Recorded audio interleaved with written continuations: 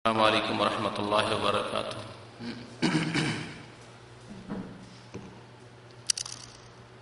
الحمد لله رب العالمين والصلاة والسلام على سيد المرسلين نبينا محمد وعلى آله وصحبه أجمعين.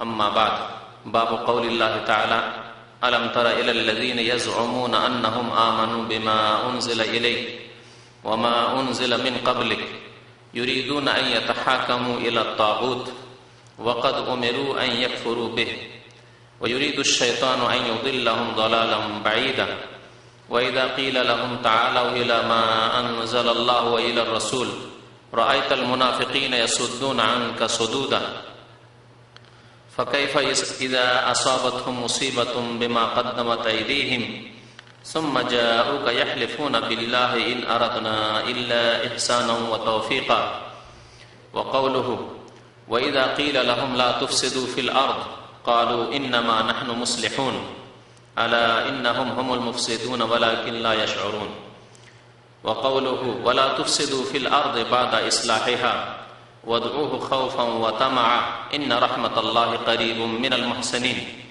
وقوله: أفحكم الجاهلية يبغون ومن أحسن من الله حكما لقوم يوقنون. وعن عبد الله بن عمرو رضي الله عنهما أن رسول الله صلى الله عليه وسلم قال: لا يؤمن أحدكم حتى يكون هواه تبعا لما جئت به. لا يؤمن أحدكم حتى يكون هواه تبعا لما جئت به. قال النووي: حديث صحيح رويناه في كتاب الحجة بإسناد صحيح. وقال الشعبي: كان بين رجل من المنافقين ورجل من اليهود خصومة فقال اليهود: نتحاكم إلى محمد صلى الله عليه وسلم لأنه عرف أنه لا يأخذ الرشوة. وقال المنافق: نتحاكم إلى اليهود لعلمه أنهم يأخذون الرشوة. فاتفق على أن يأتي كاهنا في جهينة فيتحاكم إليه فنزلت: ألم تر إلى الذين يزعمون الآية. وقيل نزلت في رجلين اختصما فقال أحدهما: نترافع إلى النبي صلى الله عليه وسلم وقال الآخر إلى كعب بن الأشرف ثم ترافع إلى عمر فذكر له أحدهما القصة فقال الذي لم يرضى برسول الله صلى الله عليه وسلم: أكذلك؟ قال: نعم. فضربه بالسيف فقتله.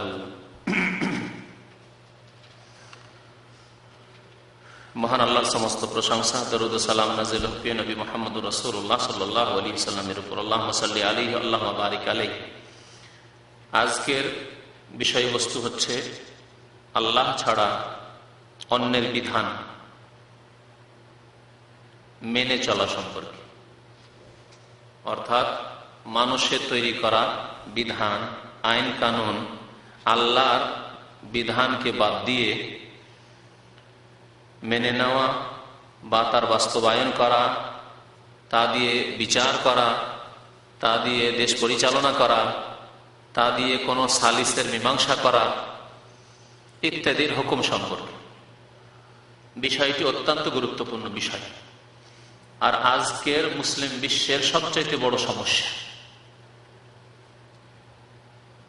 কেন এটি অমুসলিম দেশের কথা বলবো না, তারা তো অমুসলিম। সুতরাং তাদের যেখানে কালেমা লা ইলাহা ইল্লাল্লাহর সাথেই তারা কুফরি করেছে, মুহাম্মদুর রাসূলুল্লাহর শাহাদাতের সাথে কুফরি করেছে, যেখানে আল কোরআনুল কারীমকে আল্লাহ নাযিলকৃত কিতাব বলে তারা বিশ্বাসই করে না, তারা পরকালে বিশ্বাসই করে না। সুতরাং সেখান থেকে শেষ কাফেরদের ব্যাপারটি। কিন্তু মুসিবত হচ্ছে ওই মুসলিমদের ক্ষেত্রে যারা দাবি করে যে তারা কালেমা লা ইলাহা ইল্লাল্লাহ পড়া কালেমা গো মুসলমান, কালেমা লা ইলাহা ইল্লাল্লাহ পড়া মুসলমান, যারা দাবি করে যে মুহাম্মদুর রাসূলুল্লাহকে রাসূলুল্লাহ মনে করে, যারা মনে করে যে পরকালে বিশ্বাসী, যারা মনে করে যে ভালো মন্দ তকদিরে বিশ্বাসী, যারা মনে করে যে আমরা কিতাবের প্রতি বিশ্বাসী, কোরআনের প্রতি বিশ্বাসী, যারা মনে করে যে আমরা নামাজে বিশ্বাসী, কিন্তু তার মহান আল্লাহ রাব্বুল আলামিনের নাযিলকৃত বিধান দিয়ে ফয়সালা না করে মানব রচিত বিধান দিয়ে ফয়সালা করে। মানুষরা নিজেরাই সংবিধান তৈরি করে। এক শ্রেণীর লোকেরা সংবিধান তৈরি করে, আর এক শ্রেণীর লোকেরা সংবিধানের বাস্তবায়ন করে, আর এক শ্রেণীর লোকেরা সেই সংবিধানকে মেনে নেয়। সমাজে এই তিন শ্রেণীর লোক আছে না? এক শ্রেণীর লোক যারা আইন কানুন নিজেরা তৈরি করেছে, সংবিধান রচনা করেছে। আর এক শ্রেণীর লোকেরা যারা আগের সংবিধান যা আছে তা নিয়ে তারা পার্লামেন্টে পৌঁছার পরে মানুষের তৈরি করা সংবিধান দিয়ে বিচার করছে, অথবা আদালতের জজ হওয়ার পরে, ব্যারিস্টার হওয়ার পরে তারা আগের যে সংবিধানগুলি তৈরি করা আছে, আইন কানুন তৈরি করা রয়েছে মানুষের, কোরআনের নয়, আল্লাহ নাযিলকৃত নয়, সেগুলি কি করছে? সেগুলি দিয়ে তারা ফায়সালা করছে। যারা দেশের পার্লামেন্টের সদস্য অথবা যারা কোর্টের আদালতের ব্যারিস্টার, জজ, উকিল, এবং তৃতীয় শ্রেণীর লোক হচ্ছে যারা জনসাধারণ, সেসব কোর্টে যাচ্ছে, সে দেশে বসবাস করছে, আর সে দেশের সংবিধানকে, সে দেশের বিচার আদালতকে শির নত করে মেনে নিচ্ছে। বুঝতে পারছেন তো না? বর্তমান পরিস্থিতি তাই নয় কি? হ্যাঁ, নিজের দেশের প্রেক্ষাপটে দেখুন, সারা মুসলিম বিশ্বের প্রেক্ষাপটে দেখুন, একটি এই সৌদি আরবকে বাদ দিয়ে এখানে কালেমা লা ইলাহা ইল্লাল্লাহ মুহাম্মাদুর রাসূলুল্লাহ যেমন পতাকাতেও রয়েছে, তেমন তাদের আকীদাতেও রয়েছে, তেমন তাদের আদালতেও রয়েছে, তেমন তাদের রাষ্ট্র পরিচালনাতেও রয়েছে। তাদের সংবিধান হচ্ছে আল কোরআনুল কারীম, যা আল্লাহ নাযিলকৃত বিধান।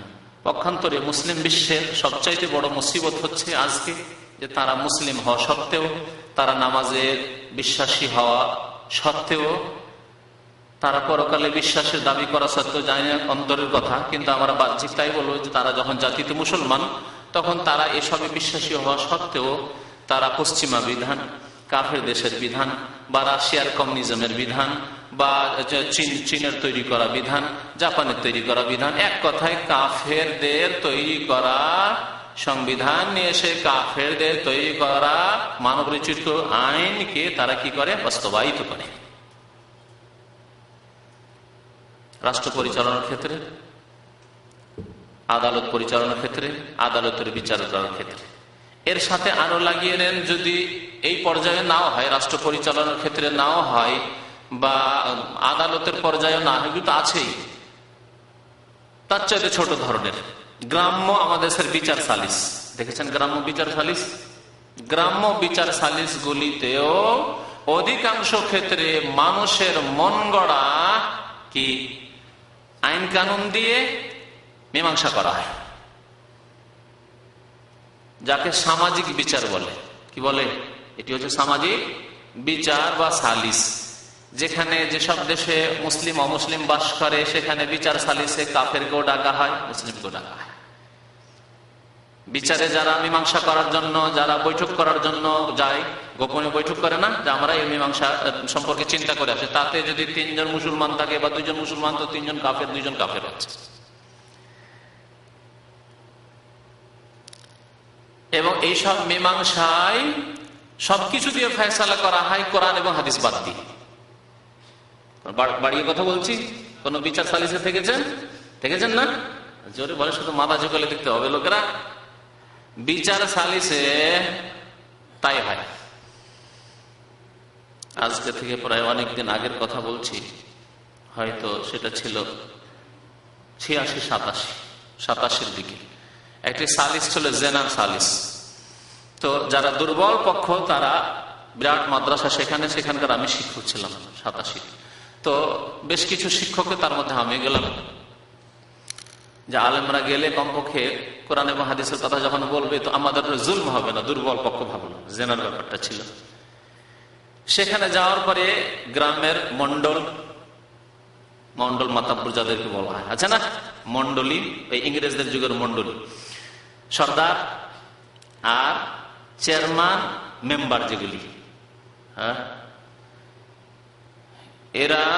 এদের মধ্যে কিছু ফেরাউন বলে উঠলো যে আমরা সামাজিক বিচার করব, সামাজিক সালিস করব, এখানে আলেম ওলামাদেরকে নিয়ে এসে বিরক্ত করে লাভ কি? দেখছে কত সম্মান আলেমদের, কত রাতে আমরা বিচার সারবো না সারবো, এই আলেমদেরকে বসিয়ে রেখে, হুজুরদেরকে বসিয়ে রেখে কষ্ট দিয়ে লাভ কি? বুঝতে পারছেন? হ্যাঁ, কি ফেরাউনি। মানে আলেমদের বিচার দিয়ে হবে না কাজ, কোরআন এবং হাদিসের বিচার দিয়ে হবে না, আমরা তাগুতরা বিচার করবো, আমরা বিচার করবো। ভাষাটা কত সুন্দর। আলেমদেরকে কষ্ট দিয়ে লাভ নাই, হুজুর আপনারা চলে যান, এসব বিচার কখন শেষ হয় না হয় এসব ঝামেলার ব্যাপার, আপনারা নেক মানুষ, পবিত্র মানুষ। নেক মানুষকে সমাজে থাকতে হবে না, নেক মানুষকে রাষ্ট্রনীতিতে থাকতে হবে না, নেক মানুষকে আদালতে যেতে হবে না, বিচারপতি হইতে হবে না। যত লম্পট, যত ঘুষখোর আর যত জালেম, যত বদমাইশ, তাদেরকে বিচারপতি ব্যারিস্টার হইতে হবে, তাদেরকে হাকিম জজ হইতে হবে, তাদেরকে রাষ্ট্রনেতা হইতে হবে, তাদেরকে পার্লামেন্টের মেম্বার হইতে হবে, তাদেরকে সমাজের চেয়ারম্যান, মেম্বার, মন্ডল মাতাপুর হইতে হবে, সর্দার হইতে হবে, তারা বিচার করবে। বুঝলেন এই কথাটা তফসির? আপনারা এইসব নেক মানুষ, আলেম ওলামা মানুষ, আপনারা কেন এখানে থাকবেন? এগুলো আপনারা যান, আর এই বিচার সমাজের লোকেরা দেখবে, সমাজের লোকেরা দেখবে। যারা জাহেল, যাদের কাছে কোরআনের জ্ঞান নেই, যাদের কাছে হাদিসের জ্ঞান নেই, এবং না কোরআনের বিচার চায় না হাদিসের বিচার চায়, তারা চোখের দেখা ঘটনা বলছি। আর অহরহ ছোটকাল থেকে গ্রাম্য বিচার সালিস তো দেখতে থেকেছি, যেখানে সবকিছু দিয়ে বিচার হয় কোরআন এবং হাদিস বাদ দিয়ে। একটি জেনার ঘটনা ঘটল। পুরুষ হচ্ছে পয়সাওয়ালা, আর একটি ঘটনার কথা বলছি। পুরুষ হচ্ছে জানি, হচ্ছে পয়সাওয়ালা সর্দার, গ্রামের নেতা। তাকে জরিমানা করা হলো, ফাইন করা হলো 15,000 টাকা। এটা শুধু দেখানো, শো করার জন্য, মানে বিচারে করা হলো, বাস্তবে সে দিল না। কারণ সে ক্ষমতাশালী লোক, সে পরে যদি না দেয় তার কাছ থেকে আদায় করবে কে? কেন আরো যেগুলো নেতৃস্থানীয় ব্যক্তি যারা আদায় করার মতো ক্ষমতা রাখে, তারা তার বন্ধু, গ্রামের বন্ধু, তাদের সাথে খাতির আছে। সুতরাং দেখাবার জন্য ফয়সালা করে দেওয়া হলো যে সে অন্যায় করেছে, সুতরাং তাকে 15,000 টাকা ফাইন করা হলো। আর মহিলা ছিল গরিব ঘরের, গরিব পরিবারের। তাই কি করা হলো, মহিলার চুল কাটা হইল, নেড়া করে দেওয়া হইল মহিলাকে। মহিলাকে মাথায় আর মুখমণ্ডলে কালি লাগানো হইল, আর মহিলাকে গ্রামে গ্রামে ঢোল বাজিয়ে ঘোরানো হইল। আমার বয়স তখন 12-13 বছর, বলছি, চোখে দেখা ঘটনা। কারা করেছে? হিন্দুরা, ইহুদি খ্রিস্টানরা এই বিচার করেছে। এই বিচার এক শ্রেণী মুসলমানরা করেছে। তাদের সম্পর্কে আজকে শুনবেন শরীয়তের বিধান। শরীয়তে আছে এই বিধান যে মুখে কালি দেওয়া, হ্যাঁ, মাথায় কালি দেওয়া, আর গ্রামে গ্রামে ঘোরানো। বরং ইহুদিরা করতো। নবী করিম সাল্লাল্লাহু আলাইহি ওয়াসাল্লাম যখন মদিনায় আসলেন, তখন দেখলেন যে এইরকমই বিচার দেখলেন। একেবারে এইরকমই ঘটনা রয়েছে হাদিসটিতে, যে কেউ যদি শরীফ ভদ্রলোক, পয়সা সম্ভ্রান্ত লোক, যদি কেউ কি করত, চুরি করত, তাহলে তার হাত কাটা হতো না। ইহুদিরা এই বিচার করত। সম্ভ্রান্ত লোক যদি জেনা করতো, তাহলে তাকে শাস্তি দেওয়া হতো না, জেনার হাত লাগানো হতো না, তাহলে তাকে আর্থিক ফাইন করা হতো, জরিমানা লাগানো হতো। তার মান সম্মান বেঁচে গেল টাকা দিয়ে। আর যদি গরিব চুরি করতো, তাহলে তার হাত কেটে দিত। গরিব মানুষ যদি জেনা করতো, তাহলে এই চুলকালি লাগানো হইতো, আর গ্রামে গ্রামে গাধার পিঠে চড়ানো হইতো। এই কথাটি আছে। আমাদের দেশে তো গাধা কম, সেজন্য ওই ঘটনাটা যে বিচারটি দেখেছিলাম, ছোট বয়সে গাধাতে চড়াইতে দেখিনি, কিন্তু গ্রামে গ্রামে ঘুরেছে। হিন্দু মুসলিম সব গ্রাম ঘুরে ঘুরে লোকজনকে জানানো হয়েছে কি হয়েছে, কি হয়েছে। লোকেরা জিজ্ঞাসা কি হয়েছে, কি হয়েছে, এই মহিলা জেনা করেছে। হ্যাঁ, এ হচ্ছে সামাজিক বিচার। ইহুদিরা এইরকমই মদিনায় বিচার করতো। নবী করিম সাল্লাল্লাহু আলাইহি ওয়াসাল্লামের হিজরতের পূর্বে, যে গরিব মানুষ জেনা করলে মাথার চুল কেটে নেওয়া হইতো, তারপরে চুনকালি লাগানো হইতো মুখে, মাথায়, আর তারপরে উল্টো করে গাধায় সওয়ার করা হইতো। বুঝতে পারলেন? উল্টো করে গাধায় সওয়ার করা, উল্টো করে বসাতে, বুঝতে পারছেন? যেভাবে বসে গাধায়, তার উল্টো করে, পেছন দিকে মুখ করে। আর তারপরে মদিনার গলিতে গলিতে কি করা হতো, ঘোরানো হতো। এটি হচ্ছে সাজা গরিব লোকের। আজ পর্যন্ত 1400 বছর চলে গেছে ইহুদিদের এই তাগুতি বিচারের উপর। আজকেও এক শ্রেণীর মুসলিমরা এরকম সামাজিক বিচার করছে। গরিবদের জন্য বিচার আলাদা, পয়সাওয়ালাদের বিচার আলাদা। আজকের বিষয়বস্তুটি হচ্ছে সেই বিষয়বস্তু। রাষ্ট্রনীতিতে নিয়ে নেন, আর বিচার নীতিতে নিয়ে নেন, আর সামাজিক বিচারে নিয়ে নেন। আপনি যে কোনো ক্ষেত্রে আল্লাহর নাযিলকৃত বিধান ছাড়া মানুষের তৈরি করা আইন কানুন দিয়ে বিচার করা, দেশ পরিচালনা করা, সালিস করা, এর হুকুম কি, এ সম্পর্কে বেশ কয়েকটি আয়াত উল্লেখ করেছেন লেখক রাহমাতুল্লাহি আলাইহি। বলছেন, বাবু কাউলিল্লাহি তাআলা আজকের অধ্যায় হচ্ছে মহান আল্লাহর এই বাণী সম্পর্কে, যাদের সম্পর্কে আল্লাহ কি বলেছেন, আলাম তারা ইলাল্লাযীনা ইয়াজউমুনা আন্নাহুম আমানু বিমা উনজিলা ইলাইক ওয়া মা উনজিলা মিন ক্বাবলিক। হে নবী, আপনি কি দেখেছেন ইলাল্লাযীনা ইয়াজউমুনা, ওই সব লোকদেরকে যাদের ধারণা কি, আন্নাহুম আমানু বিমা উনজিলা ইলাইক, যে তারা বিশ্বাসী আপনার প্রতি নাজিল করা কিতাবের উপর। রাসূলুল্লাহ সাল্লাল্লাহু আলাইহি ওয়াসাল্লামের প্রতি নাজিল করা কিতাব কি? কোরআনে কারীম। তাদের ধারণা, আল্লাহ বলছেন যে তাদের ঈমান আছে, বলছেন কি ইয়াজউমুনা, তাদের ধারণা, মিথ্যা দাবি, যে কিসের উপর ঈমান রাখে? কোরআনের উপর। আজকের সারা মুসলিম বিশ্বের নেতা থেকে শুরু করে প্রজা পর্যন্ত সবার এইরকমই ধারণা কিনা যে আমরা মুসলমান, কোরআনকে ভালোবাসি, কোরআনে বিশ্বাসী, ধারণা কিনা বলেন? সেম কথা। এই কথাই বলা হয়েছে মুনাফিকদের সম্পর্কে, নবী করিম সাল্লাল্লাহু আলাইহি ওয়াসাল্লামের জামানার মুনাফিকদের সম্পর্কে বলা হয়েছে। আর এই রকম গুণ কিয়ামত পর্যন্ত যে কোনো জাতিতে থাকবে। আল্লাযীনা ইয়াজউমুনা, তাদেরকে দেখেছেন কি আপনি, যাদের ধারণা যে আন্নাহুম আমানু বিমা উনজিলা ইলাইকা, আপনার উপর যে কিতাব নাযিল হয়েছে তার প্রতি তারা বিশ্বাস রাখে। ওয়া মা উনজিলা মিন ক্বাবলিক, আপনার পূর্বে যে কিতাবগুলি নাযিল হয়েছে তার প্রতিও তারা বিশ্বাস রাখে। এইও তাদের দাবি। তাদের দাবি যে আমরা তাওরাত বিশ্বাস করি যে আল্লাহ নাযিল করেছেন মুসা আলাইহিস সালামের উপর, আমরা বিশ্বাস করি ইনজিল নাযিল করেছেন আল্লাহ রাব্বুল আলামিন ঈসা আলাইহিস সালামের উপর, আমরা বিশ্বাস করি যে জাবুর নাযিল করেছিলেন দাউদ আলাইহিস সালামের উপর। এইভাবে তাদের ধারণা। কিন্তু আসলে কি ব্যাপারটি সত্যি? বিশ্বাস আছে? যে বিশ্বাস আল্লাহ চান সেই বিশ্বাস আছে, না তাদের ধারণা মাত্র বা তাদের দাবি মাত্র? আর তাদের আচরণ কি? এই ঈমানের দাবির সাথে তাদের আচরণ হচ্ছে ইউরিদুনা ইয়াতাহাকামু ইলা তাগুত, তারা তাগুতের কাছ থেকে বিচার নিতে চায়। তাদের ফয়সালা, বিচার ফয়সালা কার কাছ থেকে নিতে চায়? ইলা তাগুত, তাগুতের কাছে তারা বিচার নিয়ে যেতে চায় এবং তাগুতের কাছ থেকে তারা ফয়সালা চায় যে আমাদের সমাধান দেন। তাগুত কে বলে? তাগুত কাকে বলে তাহলে জানতে হয়, তাই না? তাগুতের সংজ্ঞা কি বলেছি? একবার না বহুবার বলা হয়েছে। কে সংক্ষেপে এবং পূর্ণাঙ্গ পারফেক্ট সংজ্ঞা বলতে পারে তাগুতের? হাতটা বসে যে বলবে তাগুত কাকে বলে, বলেন। হ্যাঁ, মানব রচিত বিধান শুধু একটা হইল। হ্যাঁ, আল্লাহর হুকুমের বিরুদ্ধে যারা চলে, হ্যাঁ হ্যাঁ হ্যাঁ, অন্য ফয়সালাকে মেনে নেয়, একটা হইল ভাষা পার্থক্য। যেমন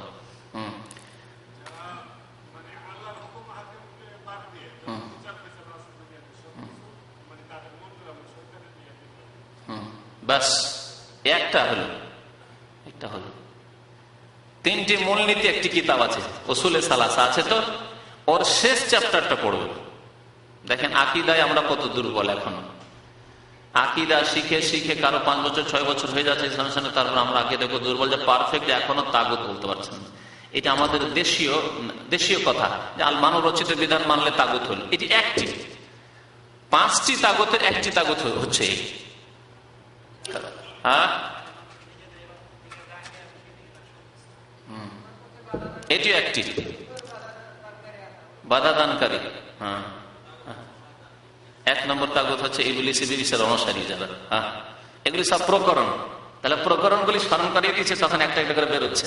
কিন্তু সবগুলি সামিল হবে এমন একটি সংজ্ঞা। আমি কিন্তু সংজ্ঞা চেয়েছি, তারিফ, যে তাগুত কাকে বলে, কোন কোন লোকেরা তাগুতের আওতাতে আসবে, বা কোন বিধানগুলি, কোন কাজগুলি তাগুতের অনুসরণের আওতাতে আসবে। তাহলে সংজ্ঞা বলতে পারলে, তারিফ বা ডেফিনেশন বলতে পারলে সেটা স্পষ্ট হবে। খুশি হয় বলেছে। হ্যাঁ, সাবাকা কাবিহা ওয়াকাশা, নবী সাল্লাল্লাহু আলাইহি ওয়াসাল্লামের জামানায় একটি হাদিস বললাম, সাবাকা কাবিহা ওয়াকাশা। নবী সাল্লাল্লাহু আলাইহি ওয়াসাল্লাম বললেন যে 70,000 আমার উম্মতের বিনা হিসাবে কোথায় যাবে? জান্নাতে যাবে। তাদের গুণ নবী সাল্লাল্লাহু আলাইহি ওয়াসাল্লাম বললেন যে তারা চিকিৎসাও করে না, তারা ঝাড়ফুঁক কারো কাছ থেকে বলতে জানে আমার ঝাড়ফুঁক করে দেন, আর তারা শরীরে দাগও দেয় না আগুনের এই দিয়ে, লোহা দিয়ে, উত্তপ্ত লোহা দিয়ে, ইত্যাদি ইত্যাদি। আবু আল্লাহ রাব্বিহিম ইয়াতাওয়াক্কালুন, আল্লাহর উপর ভরসা রাখে। তখন একজন লোক দাঁড়ালেন, বললেন যে ইয়া রাসূলুল্লাহ উদউল্লাহ ইয়াজআলানি মিনহুম, আল্লাহ যেন আমাকে তার অন্তর্ভুক্ত শামিল করে দোয়া করে দেন। নবী করিম সাল্লাল্লাহু আলাইহি ওয়াসাল্লাম বলেন আনতা মিনহুম, দোয়া করে দিলাম, তুমি ইনশাআল্লাহ 70,000 একজন হবে। আরেকজন নাম ছিল ওকাশা, দিলিয়ে তো বিনা হিসাবে জান্নাত চলেই গেল। বলে ইয়া রাসূলুল্লাহ উদউল্লাহ ইয়াজআলানি মিনহুম, আমার জন্য একটু দোয়া করে দেন। ওকাশা প্রথম দোয়া করে দোয়া চেয়ে নিয়েছিলেন। আরেকজন লোক তখন বললেন, যার নাম এখানে উল্লেখ করা হয়নি, কারণ যার জন্য কবুল হয়ে গেছে তা জানা হয়ে গেছে, কিন্তু যে লোকটি পেল না তার নাম উল্লেখ করা হয়নি। আরেকজন লোক বলছে ইয়া রাসূলুল্লাহ উদউল্লাহ ইয়াজআলানি মিনহুম, আমিও যাতে করে 70,000-এ শামিল হতে পারি, বিনা হিসাবে জান্নাত যেতে পারি। নবী সাল্লাল্লাহু আলাইহি ওয়াসাল্লাম তখন বলেছেন সাবাকাকা বিহা ওকাশা তোমার থেকে আগে বেড়ে গেছে, মানে ও প্রথম নম্বরে চেয়েছিল, সে পেয়ে গেছে, আর হবে না, আর হবে না। নবী সাল্লাল্লাহু আলাইহি ওয়াসাল্লাম দ্বিতীয় জনের জন্য কেন দোয়া করলেন না? বড় হিকমত আছে। দ্বিতীয় জনের জন্য করলে এই রাস্তা খুলে যেত, তখন লাইন লেগে যেত, সবাই একে একে লাইন লেগে যেত। আমার জন্য করে দেন, আমার জন্য করে দেন, তাহলে 70,000 মধ্যে তারাই সবটি বিনা হিসাবে তারাই নিয়ে দেন। বাকি কিয়ামত পর্যন্ত অন্যান্য উম্মতের লোকের জন্য কি আর থাকতো না? কিয়ামত পর্যন্ত এই দরজা খুলে রাখা হয়েছে যে 70,000 মধ্যে কিয়ামত পর্যন্ত অনেকে আছে যারা শামিল হতে পারে। যদিও আগের উম্মতের লোকেরা তাদের অতি সততা, তাদের ইমান, পাকা ইমানের জন্য তারাই বেশি হবে, তাদের সংখ্যা বেশি হবে, এতে কোনো সন্দেহ নেই, কিন্তু কিয়ামত পর্যন্ত এই দরজাটা খোলা আছে। তো আপনারা আগেই কিন্তু একজন বলে ফেলেছে ওইটি, আর কি আরবদের এই প্রবাদে পরিণত হয়েছে সাবাকাকা বিহা ওকাশা। কেউ যদি একটি কথা আগে বলে ফেলে বা চেয়ে ফেলে, তাহলে আর দেওয়া যাবে না বা আর বলার প্রয়োজন নেই, সাবাকাকা বিহা ওকাশা। হ্যাঁ বলেন।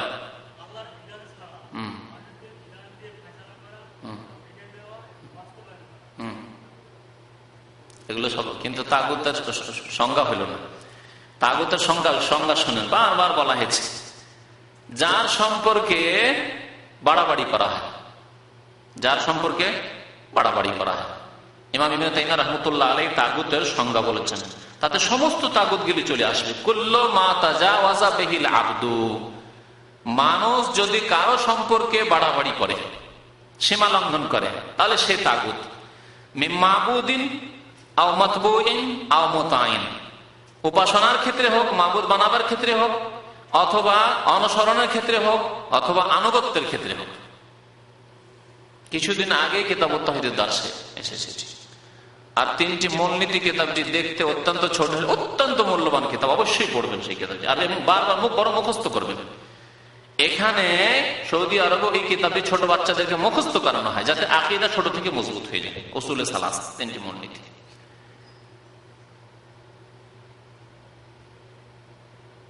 যার সম্পর্কে সীমা লঙ্ঘন করলো, বাড়াবাড়ি করলো কোন মানুষ, কোন দেশ, কোন সম্প্রদায়, কোন জাতি, কোন বংশ, কোন গ্রামের মানুষ, যা হোক না কেন, বাড়াবাড়ি করলো। কি বাড়াবাড়ি? ইবাদতের ক্ষেত্রে বাড়াবাড়ি করলো, অর্থাৎ ইবাদত একমাত্র আল্লাহর হক, তাতে থেকে বাড়াবাড়ি করে অন্যকে দিয়ে দিলেন। তাহলে এটি কি হলো? তাগুতের পূজা করা হলো। আল্লাহ ছাড়া অন্যকে দিয়ে দেওয়া হলো তাগুতের পূজা করা। আল্লাহকে সেজদা করার সাথে সাথে নামাজের সেজদা আল্লাহকে করলো, আর তাদের থেকে সীমা লঙ্ঘন করে গিয়ে সম্মানের সেজদাকে মাজারে করলো, প্রতিমা পুতুলকে করলো, হ্যাঁ, কদমে রসুলকে করলো, হ্যাঁ, ইত্যাদি ইত্যাদি। হযরত বালকে করলো। নবী সাল্লাল্লাহু আলাইহি ওয়াসাল্লামের নাকি কোথায় চুল আছে, আর ওখানে একটি মাজার তৈরি হয়েছে চুলের নামে, হ্যাঁ, সেখানে গিয়ে করলো। বাংলাদেশে কদমে রসুল আছে, নবীর কদম কোথা থেকে পৌঁছে গেল বাংলাদেশে? নবী সাল্লাল্লাহু আলাইহি ওয়াসাল্লামের কদম মোবারক কোথায় পৌঁছে, বাংলাদেশ কি করে পৌঁছিল? ভারতে কদমে রসুল আছে, কত জায়গায় যে কদম রেখেছেন নবী করিম সাল্লাল্লাহু আলাইহি ওয়াসাল্লাম। হ্যাঁ, নবী সাল্লাল্লাহু আলাইহি ওয়াসাল্লামের মোবারক চুল নাকি কাশ্মীরে পৌঁছে গেছে, হযরত বল দরগা হযরত বল।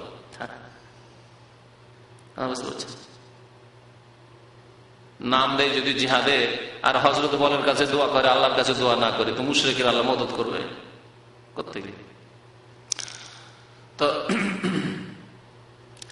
ইবাদতের ক্ষেত্রে সীমা লঙ্ঘন করলো। কুরবানি কার জন্য করতে হবে? জবাই কার নামে করতে হবে? বিসমিল্লাহে আল্লাহু আকবার, তাই না? কার সন্তুষ্টির জন্য জবাই করতে হবে?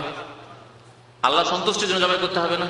কেউ যদি পীরের সন্তুষ্টি বিধানে জবাই করে, হ্যাঁ, পীরের নৈকট্য লাভের জন্য, ওলির বাবার, হ্যাঁ, খাজা আজমেরির, গৌসে আজমের নৈকট্য লাভের জন্য যদি, তার শাফাত হাসিলের জন্য যদি জবাই করে, তাহলে সীমা লঙ্ঘন করলো না? করলো না? এর নাম হচ্ছে সীমা লঙ্ঘন করা। তাহলে ইবাদতের ক্ষেত্রে এগুলি, কারণ জবাই করা, কোরবানি করা, এগুলি ইবাদত। ইত্তিবার ক্ষেত্রে, অনুসরণ ক্ষেত্রে অনুসরণ করতে হবে একমাত্র আল্লাহ নাজিলকৃত বিধান। ইত্তাবিউ মা উনজিলা ইলাইকুম মির রাব্বিকুম, আল্লাহ নাজিলকৃত বিধান। আল্লাহ নাজিলকৃত বিধানকে মানতে হলে, তার অনুসরণ করতে হলে নবীর পথ ধরতে হবে। তাহলে এই নবীর পথ বাদ দিয়ে যদি অন্য কোনো পথ ধরে, দেওয়ানবাগী তরিকা, চিশতি তরিকা, মুজাদ্দিদি তরিকা, এগুলি তরিকার অনুসরণ করলো, তাহলে কি করলো? অনুসরণের ক্ষেত্রে সীমা লঙ্ঘন করলো। মার্কস ইজমের অনুসরণ করলো, অনুসরণ আরো নেন। আজকালকার অনুসরণ করে মার্কসিজমের অনুসরণ করলো মুসলমান, আবার কমিউনিস্ট, কার্ল মার্কসের মতবাদে বিশ্বাসী, মাওয়ের মতবাদে বিশ্বাসী, হ্যাঁ, ক্যাপিটালিজমে বিশ্বাসী, হ্যাঁ, জাতীয়তাবাদে বিশ্বাসী, ধর্মনিরপেক্ষতায় বিশ্বাসী, গণতন্ত্রবাদে বিশ্বাসী। এগুলি সব বাদ বাদ বাদ বাদ। পৃথিবীতে অনেক বাদ আজকাল হয়ে গেছে, তাই না? ইজমি ইজমি ইজমি ইজমি, জি, কোরআনের বিধান বাদ দিয়ে মুসলিম দেশে ইজমি ইজমি। কোথায় আছে ইজমি? সব ইসলামে, ইসলামে আছে বাস তরিকা রাসূলুল্লাহ, অনুসরণ একমাত্র রাসূলুল্লাহ সাল্লাল্লাহু আলাইহি ওয়াসাল্লাম। যার কলমা পড়েছেন আপনি, যার কলমায় আজান দিয়ে থাকেন, যার কলমার ইকামত দিয়ে থাকেন আপনি, যার কলমার শাহাদাত দিয়ে আপনার আত্মায়াত হয়, তাহলে নামাজ হয়, না নামাজ হবে না।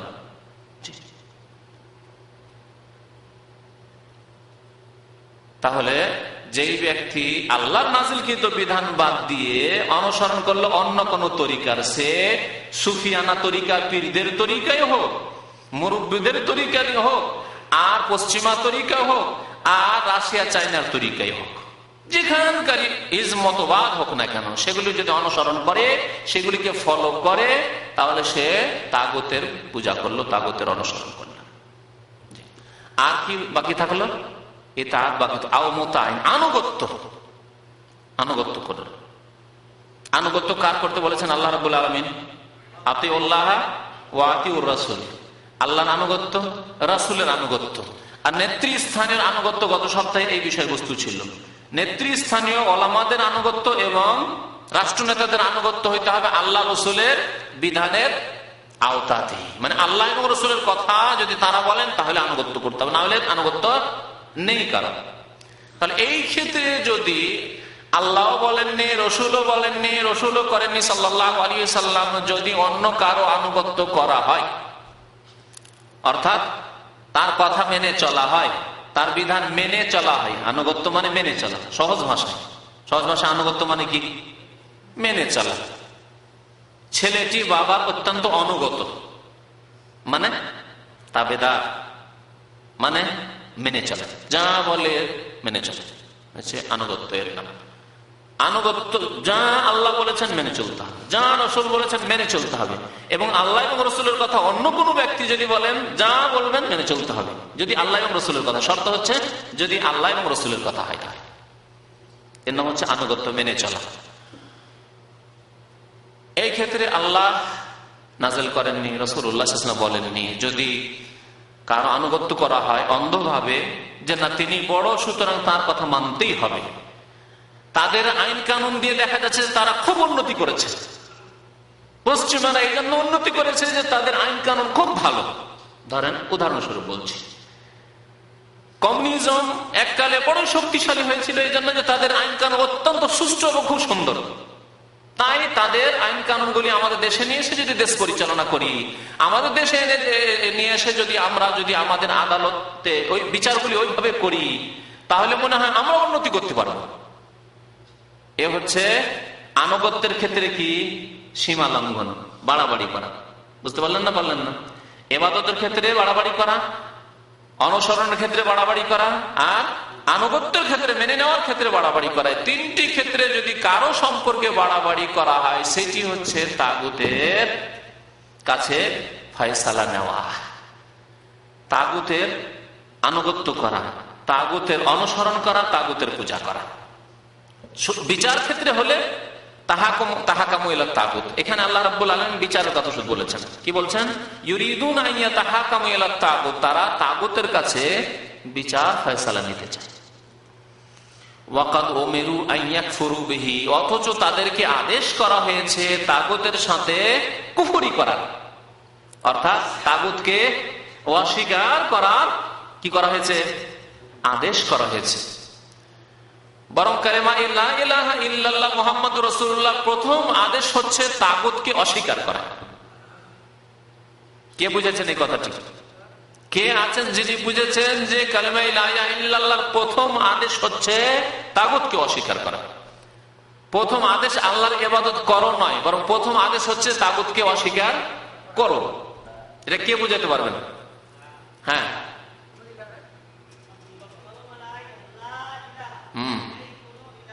নেই কোন ইলাহ মানে বাতিলগুলিকে ক্যান্সেল, কমিউনিজম ক্যান্সেল, পুঁজিবাদ ক্যান্সেল, সমাজবাদ ক্যান্সেল, ইত্যাদি যত বাদ আছে আর যত বিচার আছে মানুষের, যত পূজা আছে সবগুলি ক্যান্সেল। লা ইলাহা কিচ্ছু নেই ইল্লাল্লাহ, একমাত্র আল্লাহ রাব্বুল আলামিনের ইবাদত ছাড়া, আল্লাহর বিধান নাযিলকৃত বিধানের অনুসরণ ছাড়া, আল্লাহ রাব্বুল আলামিনের আনুগত্য ছাড়া, জি আল্লাহর নাযিলকৃত বিধান মোতাবেক জীবনযাপন ছাড়া। তাহলে প্রথম না করতে হবে। রহস্য কি জানেন? রহস্য যারা চাষী তারা খুব সহজে বুঝতে পারবে। আগে কেন না, পরে কেন হ্যাঁ? আগে কেন না, পরে কেন হ্যাঁ? আল্লাহ আগে হ্যাঁ বলে পরে না করতেন। ইবাদত করো, শিরক করিও না, এরকম তো বলেন লা ইলাহা ইল্লাল্লাহ, আগে না পরে হ্যাঁ। কে বুঝাতে পারেন এই চাষির উদাহরণ দিয়ে? হ্যাঁ, জমির সাফ করো প্রথম, তারপরে বীজ বপন করো, তাহলে এই বীজ ফুটে উঠবে আর এই গাছ হবে, হ্যাঁ, তারপরে ফসল বা ফল হবে, ফলবে, না হলে হবে না কাজ। মগজে শিরক ঢুকে আছে, কুফরি ঢুকে আছে, নাস্তিকতা ঢুকে আছে, আগাছা ঢুকে আছে, এগুলিকে সাফ করে ফেলো মগজ থেকে, মগজকে ক্লিন করে নাও। তারপর যখন নিউট্রাল হয়ে গেছে, একবারে ক্লিন পরিষ্কার হয়ে গেছে মগজ, তখন ঢুকে আল্লাহ ঢুকে। তারপরে ঢুকে থাকবে গৌসুল আজম জিলানি, ঢুকে থাকবে চিশতি, ঢুকে থাকবে শাহজালাল, ঢুকে থাকবে আট্টসি, ঢুকে থাকবে মাইজ ভান্ডারি, আর আল্লাহ আল্লাহ কাজ দেবেন। বহু রকমের আগাছা ঘাস ঢুকে আছে, আর ঘাসের মধ্যে দিলেন একেবারে ফসলের বীজ, দিলেন বীজ বপন করে, হবে না? হবে না। এই জন্য প্রথম কি করতে হবে? চাষ করতে হবে, প্রথম সাফ করতে হবে, তাসফিয়া, তারপরে অলঙ্কৃত করতে হবে বীজ দিয়ে, তাহলিয়া বলা হয়েছে। প্রথম তাসফিয়া করতে হবে মানে সাফ সুতরা ক্লিন করতে হবে, আর তারপরে করতে হবে তাহলিয়া মানে অলঙ্কৃত করতে হবে, তখন ভালো বীজ দিতে হবে, তাহলে হবে। লা ইলাহা ইল্লাল্লাহ। আল্লাহ রাব্বুল আলামিন তাহলে তাগুতকে অস্বীকার করার, তাগুতের সাথে কুফরি করার আদেশ করেছেন। তাহলে সারা পৃথিবীর সমস্ত বিধানকে অস্বীকার করেই তখন আল্লাহর কিতাবের বিধানের বাস্তবায়ন সম্ভব। আর সামান্যতম মানুষের কিছু বিধান অন্তরে থেকে যায়, কাজে কর্মে থেকে যায়, আর তার সাথে আমরা কোরআন মানি, আমরা নামাজও পড়ি, কাজ দেবে না। জগা খিচুড়ি, শিরিকও থাকবে, বিদাতও থাকবে, তার সাথে সাথে কিছু সুন্নতি কাজও থাকবে, নামাজ রোজাও থাকবে, খিচুড়ি হয়ে যাবে। এই খিচুড়ি হয়েছে আজকের মুসলমানদের অবস্থা। আল্লাহ রাব্বুল আলামিনের খালিস নির্ভেজাল বিধান মুসলিম জীবনে নেই, যার কারণে তো আল্লাহ রাব্বুল বলছেন যে ওয়াকাদ উমিরু আন ইয়াকফুরু বিহি, তাদেরকে অস্বীকার করার আদেশ করা হয়েছে। কাকে অস্বীকার করবে? তাগুতকে অস্বীকার করবে। ওয়া ইউরিদু শাইতানু আন ইউদিল্লাহুম দালালাম বাইদা, শয়তান কি চায়? শয়তান তাগুতের পথে নিয়ে যেতে চায় না আল্লাহর পথে নিয়ে যেতে চায়?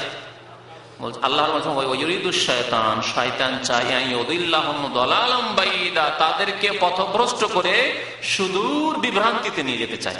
দলালান বিভ্রান্তি, আর বাইদা মানে সুদূর, সুদূর বিভ্রান্তিতে নিয়ে যেতে চায় শয়তান। তাহলে বোঝা গেল বিষয়বস্তু হচ্ছে তাগুতের অনুসরণ করা অথবা কুফরি করা। তাহলে কেউ যদি তাগুতের অনুসরণ করে তাহলে শয়তান তখন তাকে কি করতে পারলো?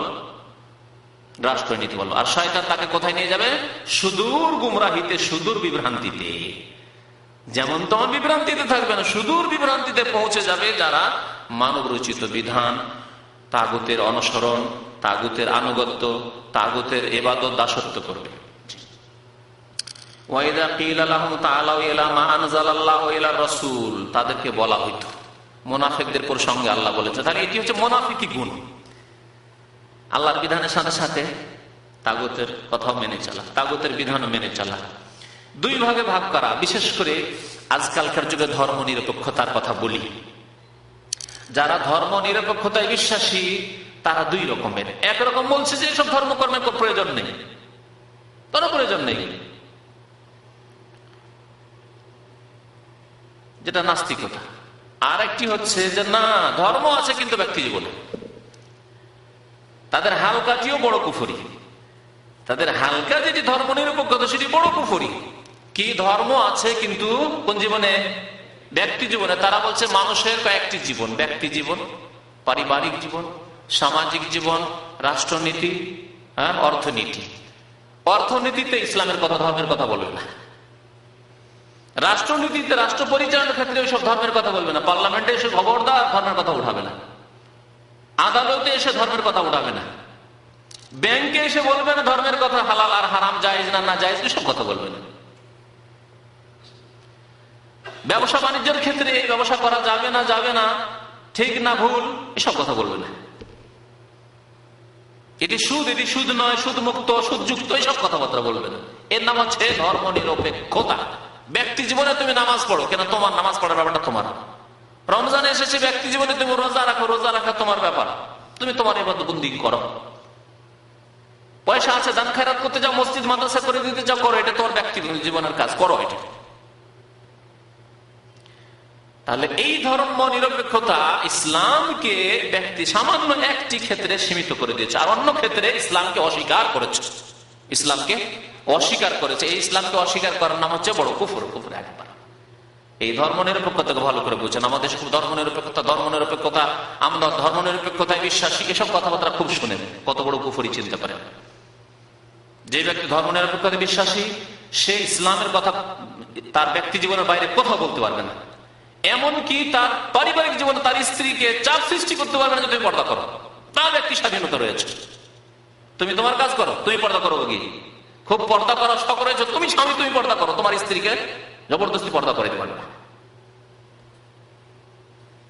তোমার স্ত্রীকে কোন অপর পুরুষের সাথে কথা বলতে দেবে না, তার বাক স্বাধীনতায় বাধা দেবে না। তুমি যার সাথে ইচ্ছা তার সাথে তুমি ফ্রেন্ডশিপ করার কথা বলো, গল্প করো, আর তোমার স্ত্রী স্বাধীন সেই ক্ষেত্রে।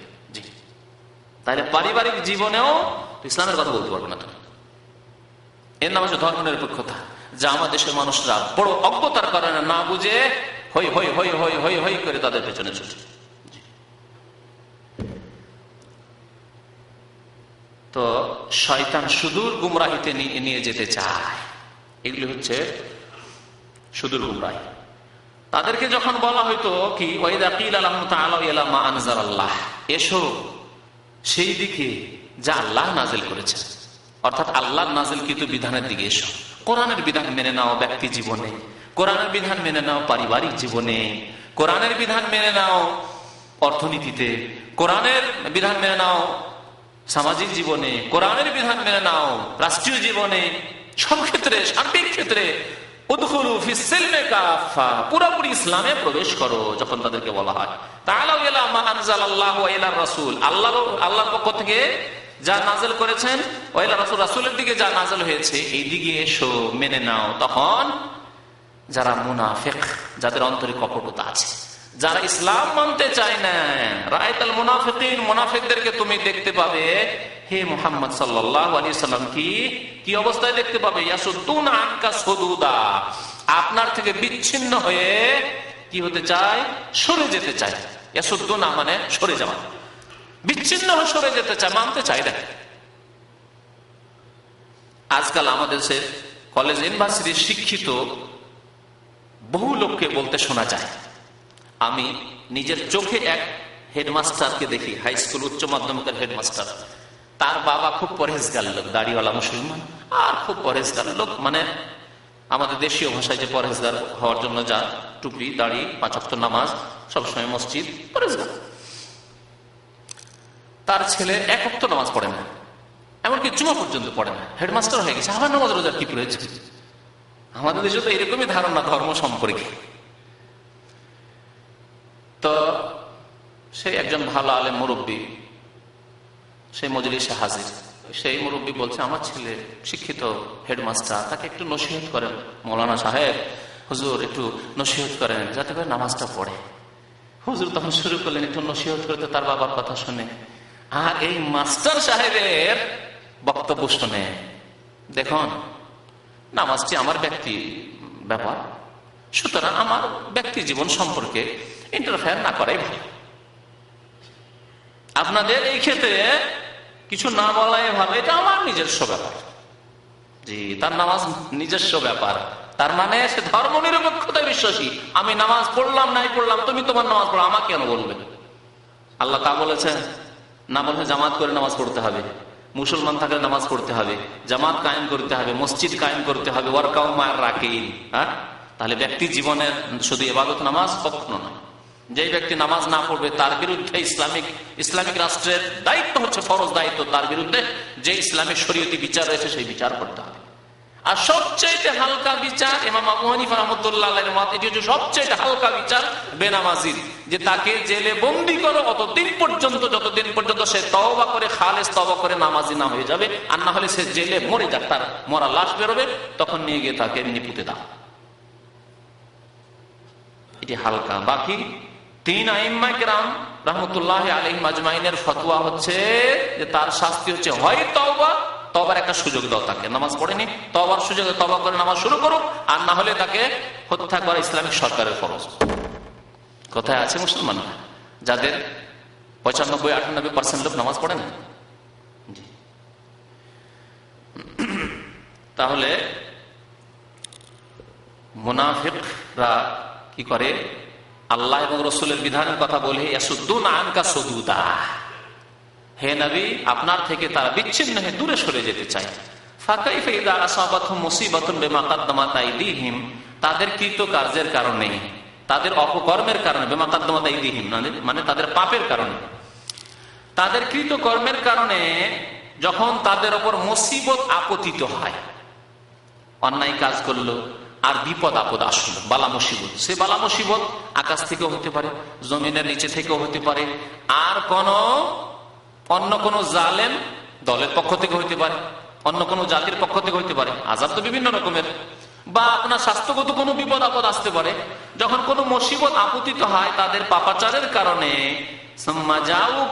অতঃপর এই মুনাফিকরা হে নবী আপনার কাছে এসে ইয়াহলিফুনা বিল্লাহ, আল্লাহর কসম করে বলে, আল্লাহর শপথ করে তারা বলে, ইন আরাদনা ইল্লা ইহসানা ওয়া তাওফীকা, তাদের যদি কোনো শাস্তি দেওয়া হয় কিসের জন্য?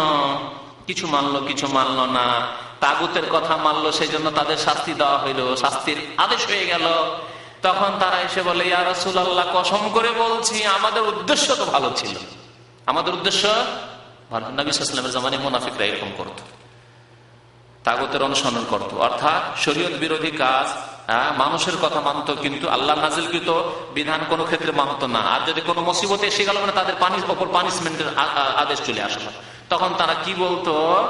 কসম করে এসে বলতো, ইন আরাদনা, আমাদের উদ্দেশ্য একমাত্র হচ্ছে কি, ইল্লা ইহসানা ওয়া তাওফীকা। ইহসান মানে সৎকর্ম করা হয়, মহসিন সৎকর্ম, আমাদের উদ্দেশ্য ছিল ভালো কাজ করা, ভালো উদ্দেশ্য ছিল। ওয়া তাওফীকা, আমাদের উদ্দেশ্য ছিল সম্মিলন করা বা সমন্বয় করা।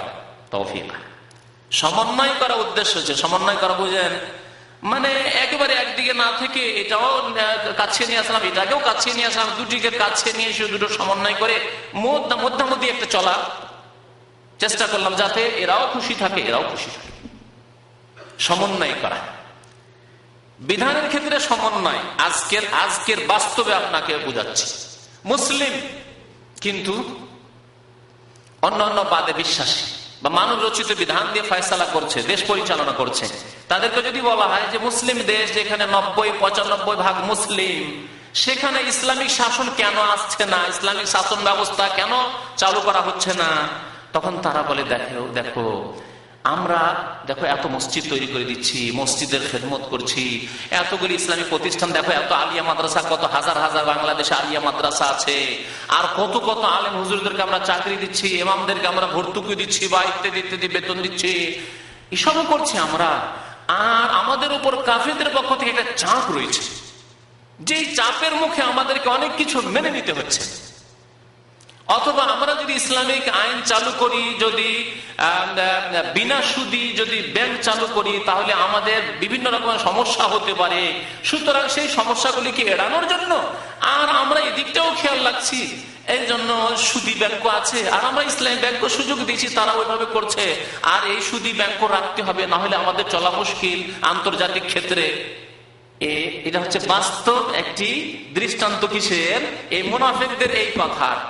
তাদেরকে যখন বলা হলো যে আসো আল্লাহ এবং রাসূলের বিধান মেনে নাও, তখন তারা কি বলতো? কসম করে করে যে সত্যি আল্লাহ শপথ করে বলছি, ইন আরাদনা ইল্লা ইহসানা ওয়া তাওফীকা, আমাদের উদ্দেশ্য খুব সৎ, আর কি আমরা সমন্বয় করতে চেয়েছি। ইসলামও থাক, হুজুররা তাদের দাবি দেওয়াও পাক, আর আমরা আমাদের কাজও করতে থাকি, আমরা আমাদের রাষ্ট্র পরিচালনা আপন মানব রচিত বিধান দিয়ে করতে থাকি, আর হুজুরদেরকে কিছু আলিয়া মাদ্রাসা দিয়ে দিচ্ছি, হুজুরদেরকে কিছু ফ্যাসিলিটি সুযোগ সুবিধা দিয়ে দিচ্ছি, দেখো ইসলামী ফাউন্ডেশন করে দিয়েছি, তো এই সেই করে দিয়েছি, এগুলোও করছি আমরা। জি, ইন আরাদনা ইল্লা ইহসানা ওয়া তাওফীকা। আল্লাহু আকবার। কোরআনে কারিমে এত ব্যাপকতা আছে, কিয়ামত পর্যন্ত যত রোগ দেখা দিবে তার চিকিৎসা কোরআনে কারিমে আছে, এবং তার উপর যে কি করা হয়েছে, তার শনাক্ত করা হয়েছে, রোগের শনাক্ত করা হয়েছে। দেখেন রোগ কিভাবে শনাক্ত করা হয়েছে, যে আমরা পারছি না, পুরোপুরি পেরে উঠছি না। হ্যাঁ, এখনই যদি আমরা বেশ্যাখানাগুলো উঠিয়ে দিই, তাহলে লক্ষ লক্ষ মহিলা রাস্তাতে নেমে নেমে মিছিল করবে। সুতরাং আমার বেশ্যাখানা লাইসেন্সও দিচ্ছে, আর আমরা রাস্তাঘাটে তো বলছি না যে করো। হ্যাঁ, যারা যে ওইসব কাজ করতে চায় তাদের জন্য বিশেষ স্থান রয়েছে, আর আমরাও দেশ মোটামুটি ভালোই রাখছি, দেশ ভালোভাবে পরিচালনা করছি। বুঝতে পারছেন? এই একটি উদাহরণ। মদের লাইসেন্স যদি বাতিল করে দিই, তাহলে সমস্যা দাঁড়াবে, ঝুঁকি হয়ে পড়বে। জি, তারপরে মাজারের কথাই নেন, মাজার কবরগুলি, লক্ষ লক্ষ মাজার রয়েছে মুসলিম দেশগুলিতে। এই মাজারগুলি যদি উঠিয়ে দিই, কি করব বলুন দেখি? যদি তাওহীদবাদী উলামায়ে কেরামরা সরকারকে বলতে যায়, তাহলে বলবে দেখেন কথা আপনাদের ঠিক, এগুলি আসলে তাদের পেট ব্যবসা, মাজার কবর এগুলি হচ্ছে পেট ব্যবসা তাদের। কিন্তু করব কি? তাদেরকেও তো রাজি রাখতে হবে, তারা দেশের একটা বিরাট জনসংখ্যা রয়েছে, সুতরাং তাদেরও কিছু করে দিচ্ছি। আপনারা কি চান? আপনাদেরও খেদমত করছি, আপনাদের খেদমত আমরা হাজির আছি। ইন আরাদনা ইল্লা ইহসানা ওয়া তাওফীক, আমরা সমন্বয় করার চেষ্টা করছি। প্রশাসনের ক্ষমতা ব্যবহার করে যে শিরকের আড্ডাগুলিকে উৎখাত করে দেবে, ধূলিসাৎ করে দেবে শেখ মোহাম্মদ বিন আব্দুল ওয়াহাব রাহমাতুল্লাহ আলাইহির মতো, আর ইমাম মুহাম্মদ বিন সৌদ রাহমাতুল্লাহ আলাইহির মতো এই রকমের ঈমানী সাহস নেই।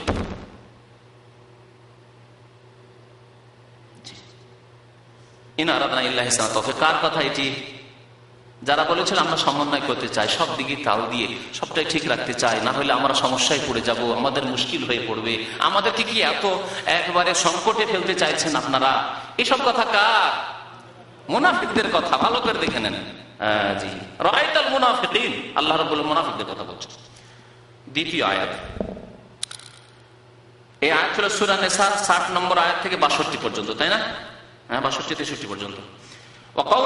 মহান আল্লাহর বাণী, ওয়াইদা কিলা লাহুম লা তুফসিদু ফিল আরদ, যখন তাদেরকে বলা হতো, এও মুনাফিকদের প্রসঙ্গে আয়াত নাযিল, সূরা বাকারা আয়াত নম্বর 11, লা তুফসিদু ফিল আরদ, তোমরা পৃথিবীতে বিশৃঙ্খলা সৃষ্টি করিও না, পৃথিবীতে শান্তি বিঘ্নিত করিও না। ফাসাদ করা মানে শান্তি বিঘ্নিত করা, বিশৃঙ্খলা সৃষ্টি করা। লা তুফসিদু ফিল আরদ, তখন তারা কি বলতো? লা তুফসিদু ফিল আরদ কিসের মাধ্যমে? শিরক করে। কারণ মুনাফিকদের অন্তরে শিরক ঢোকানো ছিল, শুধু কলমা পড়তে এসে। তারপরে আপোষে তারা কলহ সৃষ্টি করার চেষ্টা করত, ভালো মুসলিমদেরকে বিভ্রান্ত করার চেষ্টা করত। যাবে ওহুদে যাবে গলা কাটাতে, বদরে যাবে গলা কাটাতে, কি দরকার রয়েছে? ঘরে থাকো, নামাজ রোজা করো, ঘরে থাকো। এইভাবে মুনাফিকরা আপোষে মানুষকে ঈমান থেকে সরাবার জন্য তাদেরকে কুমন্ত্রণা দিত। তো তখন তাদের সম্পর্কে নাযিল, লা তুফসিদু ফিল আরদ, এরকম ফিতনা ফাসাদ সৃষ্টি করিও না, বিশৃঙ্খলা সৃষ্টি করিও না। কারণ তখন তারা বলতেন ইন্নামা নাহনু মুসলিহুন, আমরা কি শান্তি প্রতিষ্ঠাকারী, শান্তি স্থাপনকারী, আমরা শান্তি, উদ্দেশ্য আমাদের শান্তি স্থাপন করা। কারণ বিবাদ বা মানুষের মধ্যে ঝামেলা রয়েছে, সুতরাং এই ক্ষেত্রে আমরা এমন কিছু কথা বলি যাতে করে মীমাংসা হয়ে যায়, অথবা যাতে করে শান্তি থাকে, অশান্তি সৃষ্টি না হয়। উল্টো তারা অশান্তিকে শান্তি বলে আখ্যায়িত করত। আজকে সারা বিশ্বে তাই বলা হচ্ছে যে কোরআনের আইন দিয়ে বিচার করলে বহু রকমের সমস্যা দাঁড়াবে। যেসব দেশে বহু ফিরকা রয়েছে তাদের কথা শুনবেন। পাকিস্তানে যখন জিয়াউল হকের জামানায়, আন্তর্জাতিক কিছু কথা আপনাদেরকে বলছি, জিয়াউল হকের জামানায় যখন ওলামায়ে খুব চাপ সৃষ্টি করলো যে পাকিস্তান কলেমা লা ইলাহা ইল্লাল্লাহর নামে ধোঁকা দিয়ে পাকিস্তান তৈরি করা হলো, যে দেখো পাকিস্তান হলে, ভারত থেকে পাকিস্তান স্বাধীন করলেই দেখো লা ইলাহা ইল্লাল্লাহ কলেমা প্রতিষ্ঠা হবে এবং এখানে ইসলামিক শাসন ব্যবস্থা কায়েম হবে। এই যে ওয়াদা করলে 30 বছর 40 বছর কেটে যাচ্ছে, 50 বছর কেটে যাচ্ছে, কোথায় এই ওয়াদা, কোথায় প্রতিশ্রুতি? একদল ওলামায়ে কেরাম কোরআন এবং হাদিস অনুসারীরা খুব যখন চাপ সৃষ্টি করলেন গিয়ে, তখন অজুহাত কি জানেন? দেখেন আপনাদের আলেমদের মধ্যে এত দল, কার কথা শুনবো? একদল বলছে আমাদের মযহাব মোতাবেক দেশ পরিচালনা করতে হবে, আপনারা বলছেন কোরআন এবং হাদিস দিয়ে দেশ পরিচালনা করতে হবে। আর একদল বলছে না, আমাদের বেরেলভি তরিকা, আমাদের রেজাখানের তরিকায় দেশ পরিচালনা করতে হবে। তা আমরা কোন তরিকায় যাব? দেখছেন, হ্যাঁ, এগুলি অজুহাত। আপনার কাছে ক্ষমতা আছে, যদি আপনার দেশদ্রোহিতা কেউ করে তাহলে দমন করে দিতে পারছেন আপনি গলা কেটে। আর যারা দেশদ্রোহিতা করে আপনি বলে আল্লাহ এবং রাসূলের বিধান কায়েম করবো, আর যে দেশদ্রোহিতা করবে ইসলামের বিধান হচ্ছে তাই। কেন এই সাহস হচ্ছে না? তখন কেন বলছেন যে আপনারা নিজেরাই আপোষ এই করছেন, তো আমরা কি করব? এ কথা বলে অজুহাত করা হয়েছিল। সেই যুগের আগ পর্যন্ত হলো না, আর কোনো আশা করা যায় না। ধর্মের নামে ইহুদি দেশ কায়েম হয়েছে ফিলিস্তিনের কলবে। সেই দেশে ইহুদি বাতিলপন্থীরাও তাদের ইহুদিজমকে কায়েম করে ফেলেছে। কিন্তু মুসলিমরা ধর্মের নামে পাকিস্তান করার পরে না পাকিস্তানে হলো, না পাকিস্তান থেকে আবার খণ্ডিত হয়ে বাংলাদেশ হলো, সেখানে না ইসলাম প্রতিষ্ঠা হলো। বড় আফসোসের বিষয়।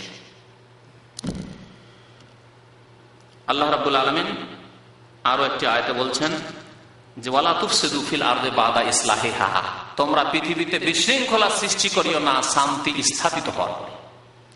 শান্তি স্থাপিত হওয়ার পরে বিশৃঙ্খলা সৃষ্টি করিও না। দেখুন, আয়াতের প্রথম তাফসীর হচ্ছে শান্তি প্রতিষ্ঠা হয় আল্লাহর একত্ববাদের মাধ্যমে। জমিন আল্লাহ, ইবাদত বন্দেগী একমাত্র আল্লাহর হবে। আল্লাহ রাসূল প্রেরণ করেছেন, একমাত্র রাসূলের আনিত বিধানের বাস্তবায়ন হইতে হবে এই জমিনে। এটি হচ্ছে শান্তির পথ, এটি হচ্ছে ইসলামের পথ। ইসলাম করে দিয়ে নবী করিম সাল্লাল্লাহু আলাইহি ওয়াসাল্লাম পৃথিবী থেকে বিদায় নিয়েছেন।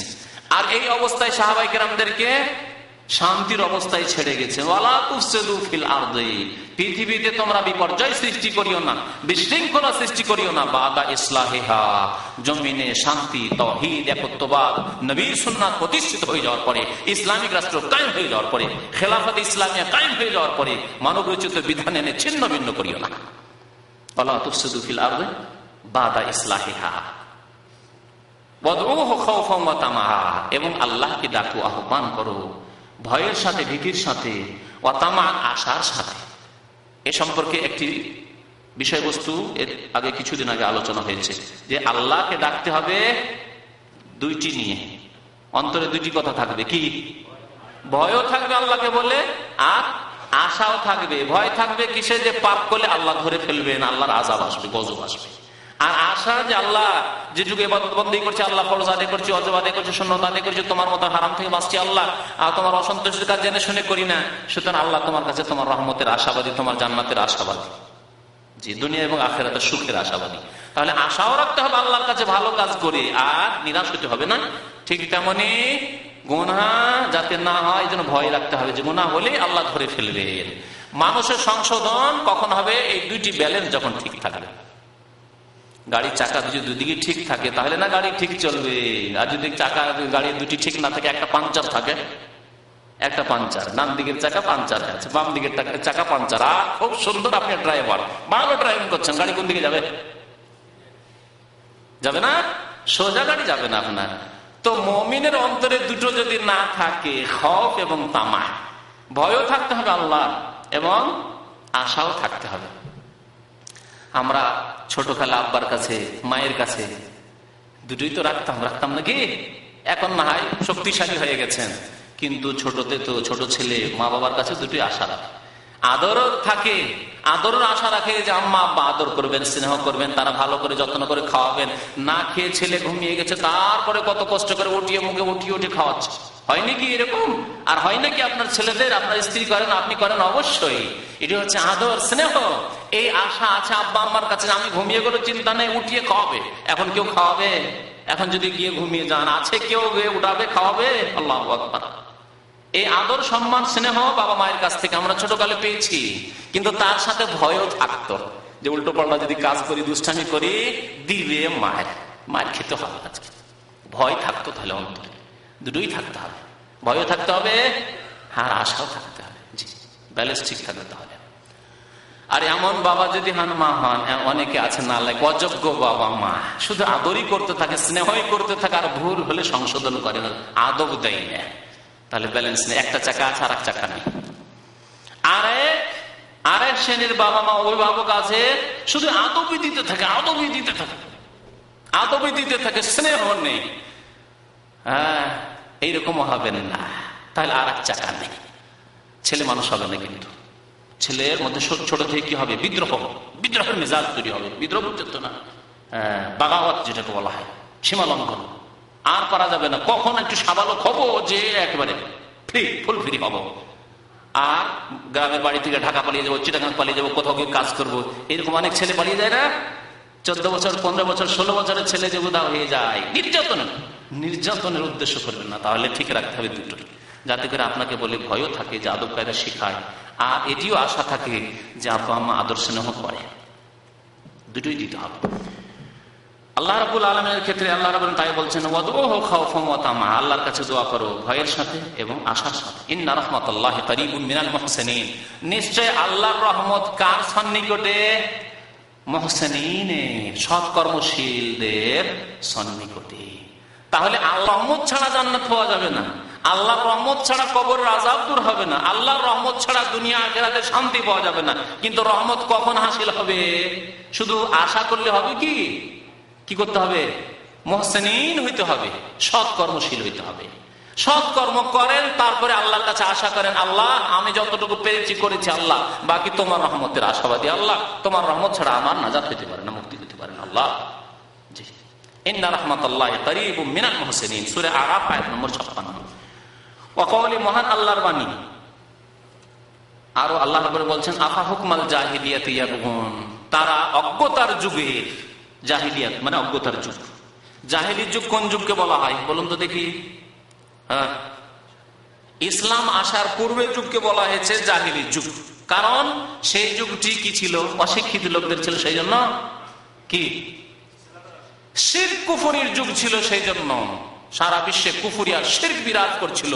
এমনকি মক্কাতুল মুকাররমা, আল্লাহর ঘর বাইতুল্লাহ, যে ঘরটিকে আল্লাহ রাব্বুল আলামিন ইব্রাহিম খলিলুল্লাহ আলাইহিস সালামকে দিয়ে তৈরি করালেন, যে এইখানে তাওহীদ প্রতিষ্ঠা থাকবে, সারা বিশ্বের একত্ববাদী মুসলিমরা, মুমিন ইমানদারগণ সেইখানে ইবাদতবন্দি করবে, তার চারিদিকে 360টি মূর্তির পূজা। আর ভারত উপমহাদেশ যদি দেখা হয় তো 33 কোটি দেবতার পূজা হচ্ছে হিন্দুদের ঘরে, ঠিক না? সাপ বিচ্ছু থেকে শুরু করে গঙ্গা যমুনা সবকিছুর পূজা হচ্ছে, হচ্ছিল না? হচ্ছিল না? এখনো হচ্ছে না? হচ্ছে না? জি, এঁদোর বাঁদর থেকে শুরু করে গরু ছাগল গায়ে গাবি সবকিছুর পূজা হচ্ছে।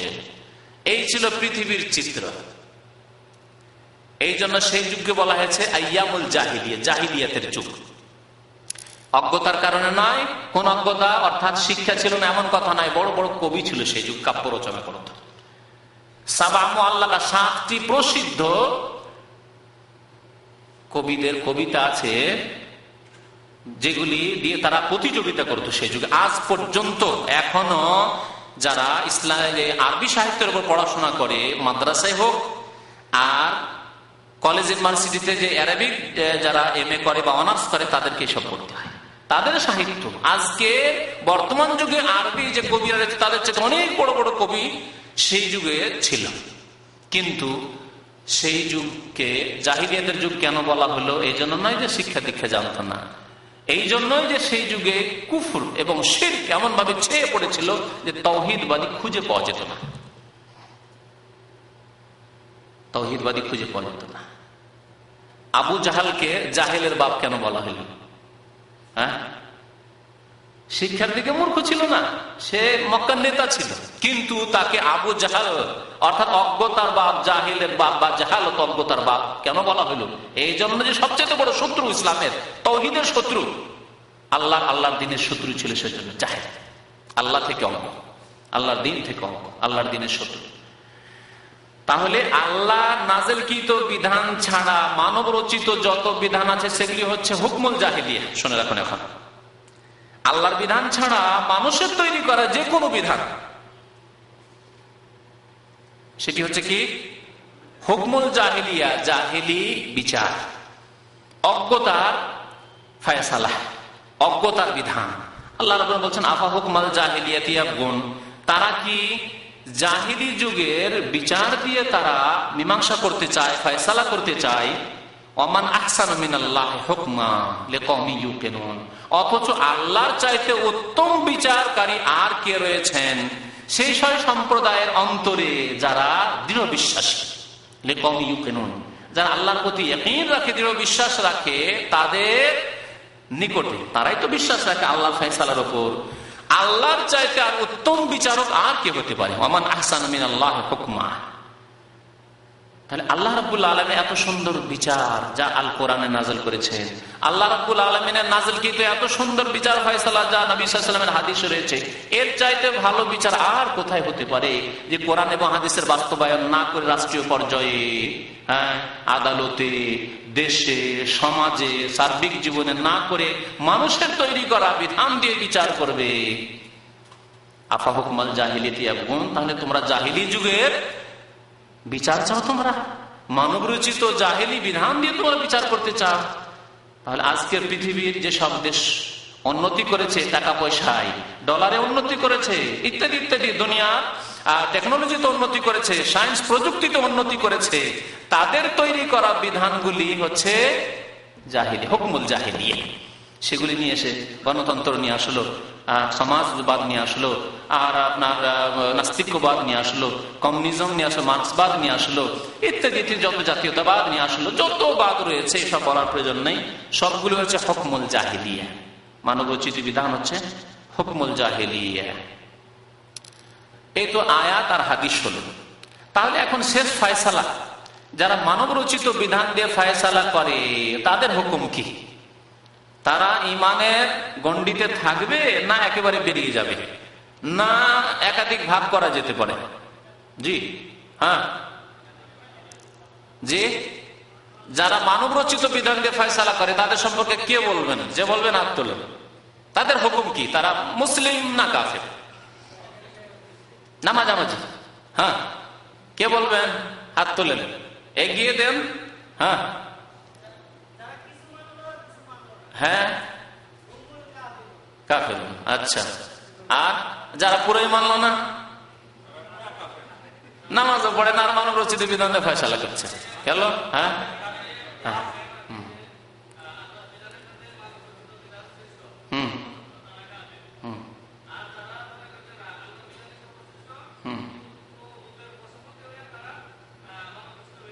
দুনিয়ার স্বার্থে তারা মানব রচিত বিধান দিয়ে ফয়সালা করলো। কি জানেন? ফাসেক জালেম। আচ্ছা, আর একটা অবস্থা বলি আপনাদের। উনি বললেন যদি একটা অবস্থা কি বললেন ভালো করে শোনাই, যে কেউ যদি মানব রচিত বিধানকে আল্লাহর বিধান অর্থাৎ কোরআনের বিধান চাইতে শ্রেষ্ঠ মনে করে তাহলে সে বড় কাফের।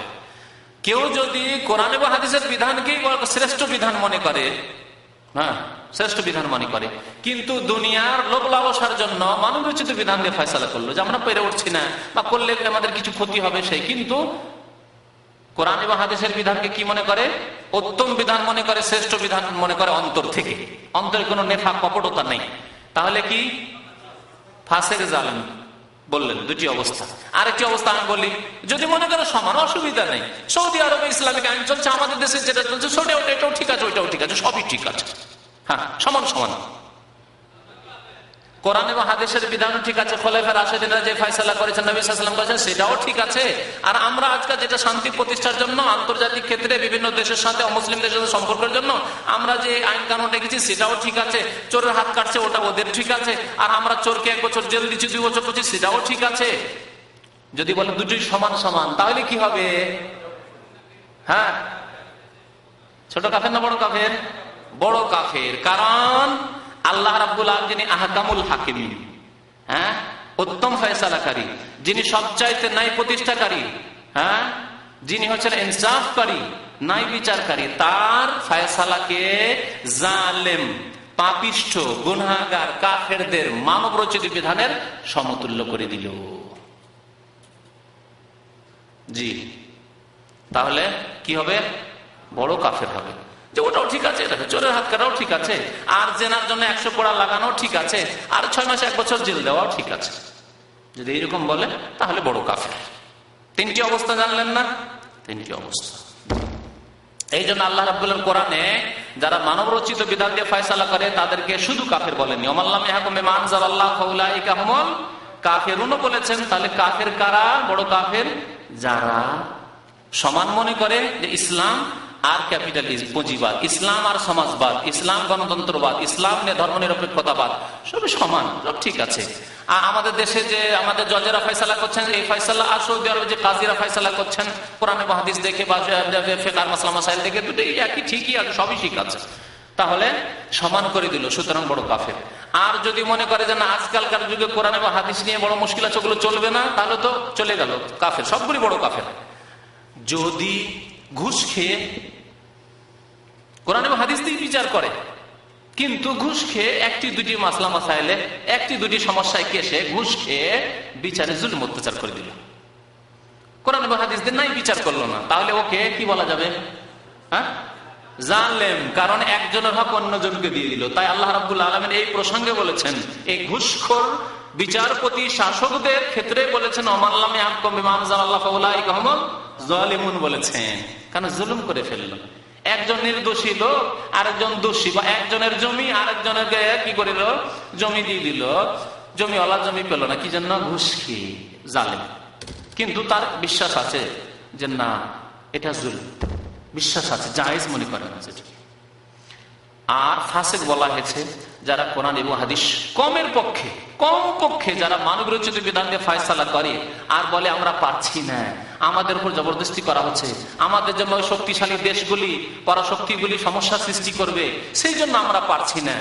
তারপরেও তারা কি ফাসিক, যদিও তাদের ঈমান মজবুত থাকে, এক্ষেত্রে মুনাফিক না, কপটতা নাই, মানে অন্তর ঠিক আছে ইসলামের ওপর, ঈমানের ওপর, কোরআনের ওপর, হাদিসের ওপর, নবীর মহব্বতে, তারপরেও পারছি না, আমাদের উপর জবরদস্তি চাপ সৃষ্টি করা হচ্ছে, কি করব আমরা? তারপরেও আমাল্লাম ইয়াহকুম বিমা আনজালাল্লাহু ফাউলাইকা হুমুল ফাসিকুন, এরা ফাসিক, পাপিষ্ট, গুনাহগার, কাবিরা গুনাহ করছে তারা। হয় পারবে, আর না হলে যারা পারবে তাদের জন্য রাস্তা ছেড়ে দেবে। তাদেরকে বলবো হয় আল্লাহর বিধান প্রতিষ্ঠা করার জন্য চেষ্টা করবে, আর না হলে যে সব বীর মুজাহিদরা পারবে, যাদের ইমানি শক্তি আছে, আমরা পারবো এই বাতিল শক্তিগুলির মোকাবেলা করতে এবং আমরা কোরআন এবং সুন্নাহর আইন পরিচালনা করতে, তাদেরকে আগে বেরিয়ে দেবে যে আমরা পারছি না, আমাদের ইমানের দুর্বলতা, জান আপনারা করে।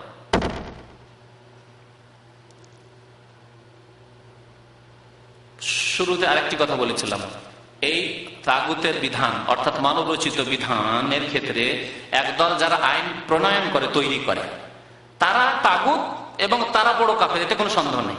এটাও শুনে নেন, আইন তৈরি করার বলছে না না কোরআনের উপর ঈমান আছে, চলবে কথা? মুনাফিক, বড় মুনাফিক। কি করে আপনার কোরআনের উপর ঈমান আছে আর আইন তৈরি করছেন? আমাকে যদি বলা হয় যে দেশের সংবিধান তৈরি করুন, অথচ আমি কোরআন হাদিস সম্পর্কে জানি, আর আমি বলবো যে না আমি মুসলমান, চলবে? গ্রহণযোগ্য হবে কথা? কেন? আমি নিজে আইন তৈরি করছি, আল্লাহ না করে। তো যেই ব্যক্তি বা যারা আইন প্রণয়ন করলো, সংবিধান তৈরি করলো, তারা নিঃসন্দেহে তাগুত এবং কাফের। কারণ তারা আইন তৈরিকারী, লক্ষ লক্ষ কোটি কোটি লোক তাদের এই আইন সংবিধান মেনে চলবে। জি, ফেরাউনি কাজ তারা করল। আর এক দল আইন তৈরি করেনি, কিন্তু সেই মানবরচিত আইন দিয়ে বিচার করছে। এই আগের যে তফসিল বিস্তারিত কথাটি তাদের ক্ষেত্রে প্রযোজ্য, যে তারা কি জন্য কোরআন হাদিসের সমান, ইসলামী বিধানের সমান মনে করছে, না তার চাইতে শ্রেষ্ঠ মনে করছে, না কোরআন এবং হাদিসের প্রতি ঈমান আছে কিন্তু আমরা পারি না, বাধ্য হয়ে যাচ্ছে, এই ক্ষেত্রে আমাদেরও ইয়ে নেই, ক্ষমতা নেই। কাফের, জালেম, ফাসিক হবে এই ক্ষেত্রে। আর আরেক দলের কথা বলেছিলাম, জনসাধারণ।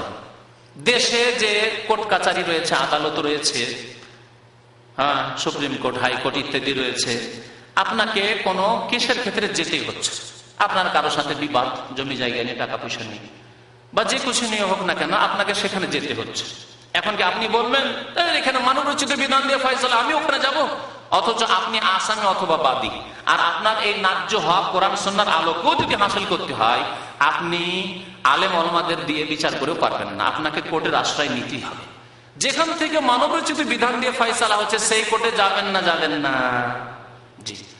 এই ক্ষেত্রে অল্প কিছু আলেমরা বলেছেন না, যাবেন না, আপনার হক ছেড়ে দেন, তারপরে আপনি মানবিক যদি বিধান দিয়ে যে কোর্ট ফয়সালা করছে সেখানে আপনি কেস নিয়ে যাবেন না। কিন্তু এই কথাটি ঠিক নয়। হ্যাঁ, ন্যায্য হক আপনার 50 বিঘা জমি চলে যাচ্ছে, আর এর জন্য আপনি মানব রচিত বিধান দিয়ে কোর্টে ফয়সালা হয় সেখানে, সেই জন্য আপনার ন্যায্য হক নেওয়ার জন্য যাবেন না।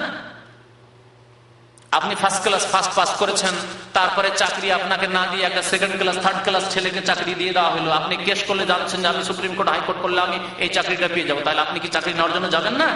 অথচ কোর্ট হচ্ছে ইসলামিক আদালত নাই, অন ইসলামিক আদালত, তারপরে না যাবেন আপনি সেখানে গিয়ে যে ফয়সালাটা নিলেন সেটি আপনার জন্য জায়েজ, যদিও সেখানে মানবরচিত বিধান দিয়ে ফয়সালা, কারণ যে হকটি আপনি নিচ্ছেন সেটি আপনার ন্যায্য হক, ঠিক না? ন্যায্য হক, জমি আপনার, টাকা আপনার, চাকরিটি আপনার, আপনি এর যোগ্য, সেজন্য আপনি এইরকম বিচার নিতে পারবেন।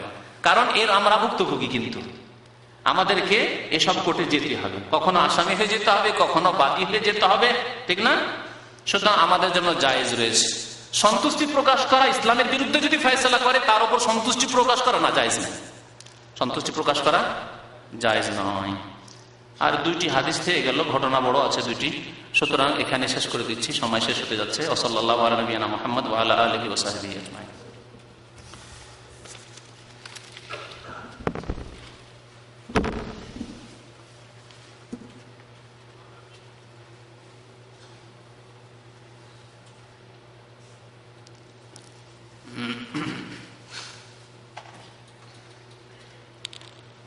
প্রশ্ন একটি রয়েছে, জামাতে নামাজ পড়ার সময় ইমামের সাথে সাথে সূরা ফাতিহা পড়া যাবে কি না? ইমামের পড়ার শেষে পড়বেন, ইমামের শেষে পড়বেন।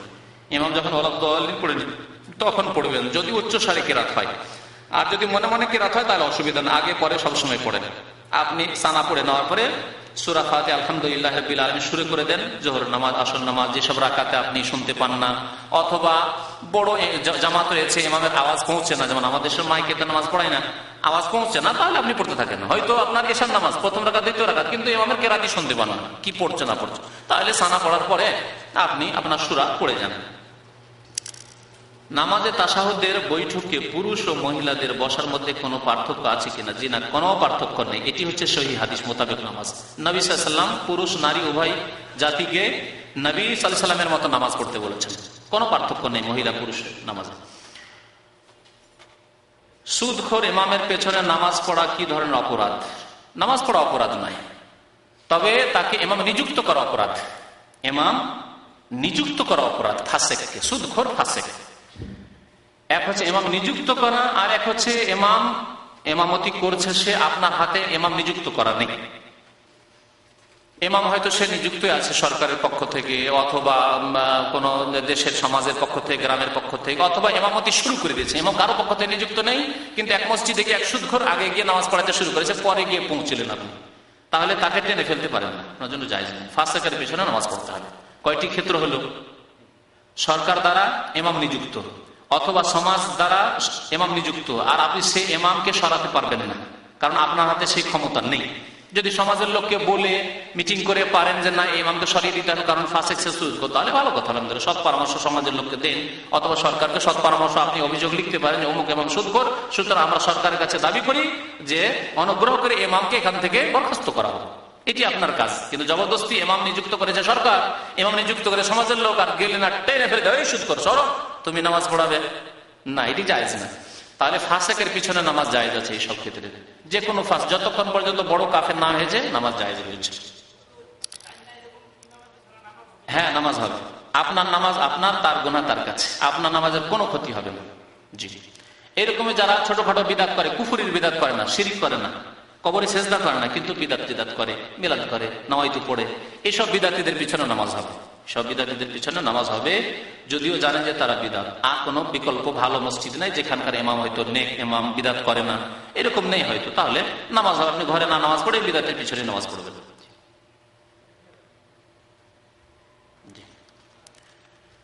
তারপরে সে ছেলে সুদখোর ব্যক্তির ইমামতি করা যায় কিনা? তাকে উচিত যে সে ইমামতি করবে না, যখন নিজে ফাসেক, তাহলে সৎ লোকের জন্য সেই ইমামতির জায়গা ছেড়ে দেওয়া উচিত।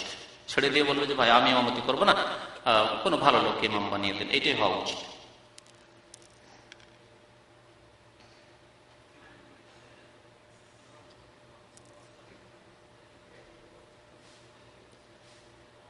বাংলাদেশের কে বলেছে? বলছে গণতন্ত্র ইসলামে অস্বীকার করে না। তারা মদিনার কিসের উল্লেখ করে? সন্ধির। গণতন্ত্র কোথায় আছে ইসলাম? হ্যাঁ, মদিনায় ইহুদিরা বাস করতো। নবী সাল্লাল্লাহু আলাইহি সাল্লাম ইসলাম প্রতিষ্ঠার জন্য ইহুদিদের ভোট নিয়েছেন নাকি? বলেন। আবু বকর রাদিয়াল্লাহু তাআলা আনহু যখন খলিফা হন তখন খাইবারে ইহুদি বসবাস করত। জানা আছে ইতিহাস, নবীর জীবনী পড়ে দিন। খাইবারে ইহুদি বসবাস করত। খলিফাতুল মুসলিমিন আবু বকর নিযুক্ত হওয়ার জন্য খাইবারে ইহুদিদের ভোট নিয়েছেন নাকি? ইলেকশন করিয়েছেন যে হ্যাঁ ইহুদিরা তোমরা আবু বকরকে খলিফা মানছো না।